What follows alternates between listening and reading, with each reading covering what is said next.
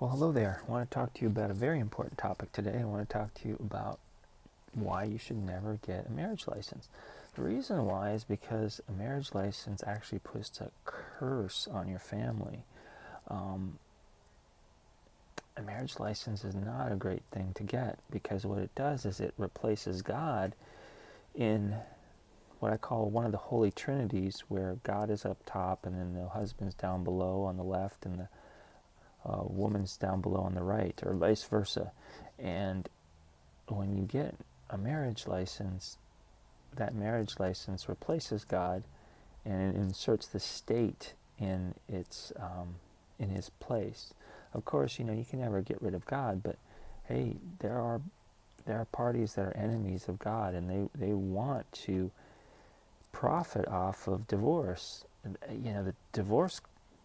The divorce industry is huge, and attorneys make lots and lots of money off of kicking the can down the road and creating more and more controversy for people to adjudicate, and it's a terrible, terrible thing. So you want to avoid that. You want to avoid that curse on your family. Don't get a marriage license. Now you might be thinking, well, how on earth am I going to get married if I don't get a marriage license? Well, you're going to have to get creative. I would say I would marry you, but I'm really busy. I don't have the time for that. But you can find ministers that will marry you, and you don't have to get married in a church. That's just like a recent custom. If we went back 100 years, maybe 150 years, most people got married at home. So you could find someone who's an officiant or a what's the term? It's a celebrant. Somebody that handles a celebration. They may not require it. Certainly, an Amish church wouldn't require it. There may be some other churches that don't require a marriage license. A lot of the 501c3 corporations, which are churches parading as, religious organizations, but are really kind of quasi-government organizations, they will require it. But you don't have to go that route. You can get married in a different way. You might be able to just ask a mother or a father to do it for you, preferably your father. But so I highly recommend that you do not get a marriage license.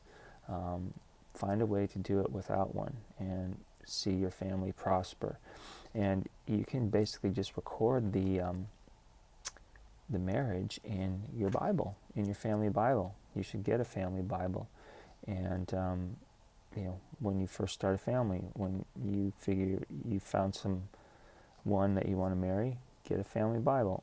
That should be on the father to do that. So I'm speaking to all you guys out there. If you found a woman that you think you want to marry, as soon as you propose to her and she accepts the proposal, some people argue that that's the marriage right there, that you don't really need to do the ceremony. But,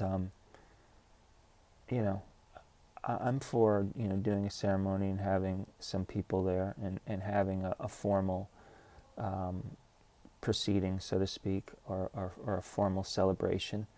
So you can have people there to help send you off and to bless the marriage. But yeah, I've got a lot more of this. I go into this in greater detail in my third book. Yeah, my third book, Marriage 2.0. Definitely check out my website. It's beyonddating.com. Again, that's www.beyond-dating.com. And there's a lot more there. You can join my email list if you're single and haven't gotten married yet. All right. Thanks so much. Have a great night. As always, the light in me honors the light in you. Peace.